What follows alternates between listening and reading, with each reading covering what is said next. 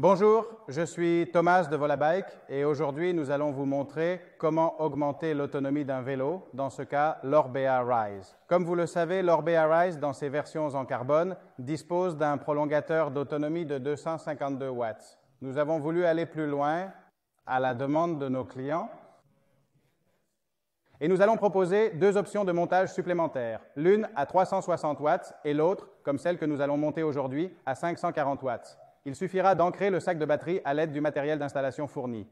Avec le matériel d'installation inclus dans le kit, au cadre, puis nous introduirons à l'intérieur la batterie, dans ce cas celle de 540 watts, et ensuite, simplement avec le câble de connexion, nous nous connecterons au port de connexion de la bicyclette et au prolongateur, et à partir de là, les deux batteries fonctionneront en même temps et nous donneront, dans ce cas, 900 watts d'autonomie, en combinant la batterie de la bicyclette et le prolongateur. La batterie du vélo et le prolongateur que nous allons installer maintenant.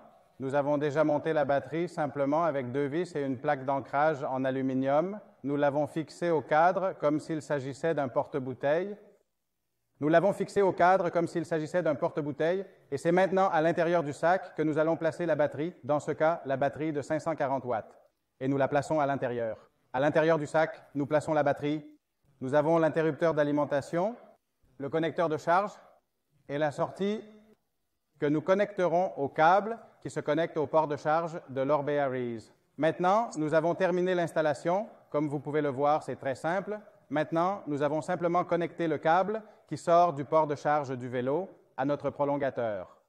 L'utilisation est très simple. Nous allons simplement charger notre vélo, comme nous l'avons toujours fait, jusqu'à 100%. Nous chargerons également le prolongateur avec son propre chargeur. Une fois les deux batteries chargées, mettre le vélo en marche, comme nous l'avons toujours fait, allumer le prolongateur à l'aide de son interrupteur. Et à partir de maintenant, c'est comme si nous avions un vélo de 900 watts. Les deux batteries fonctionneront en même temps. En fait, nous pourrons voir sur l'indicateur de charge du vélo lui-même comment il se décharge beaucoup plus lentement que si nous n'avions pas le prolongateur. L'avantage de cette installation est aussi qu'elle permet de démonter le prolongateur. Si un jour nous devons faire un petit parcours, si nous devons faire un parcours que nous savons pouvoir faire avec la batterie Orbea Rise, il suffit de déconnecter le câble du prolongateur. Nous l'enlevons du vélo. Et ce jour-là, nous pourrons faire un parcours sans le poids du prolongateur. Voilà, nous avons terminé. J'espère que cette vidéo vous a plu et qu'elle a éclairci vos doutes.